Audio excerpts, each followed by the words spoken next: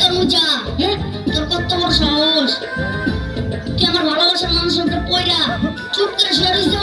আরে ওই কাকুইকা, তোর কত বড় সাহস!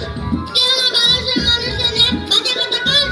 ওই তরমুজা, কামড়ে কিন্তু ভালো হইতাছে না। আমি কিন্তু তোর খাওয়া পালামু। ওই আমি কি বলছিস? আঙ্গুল চুষে চিরা মানে চামচা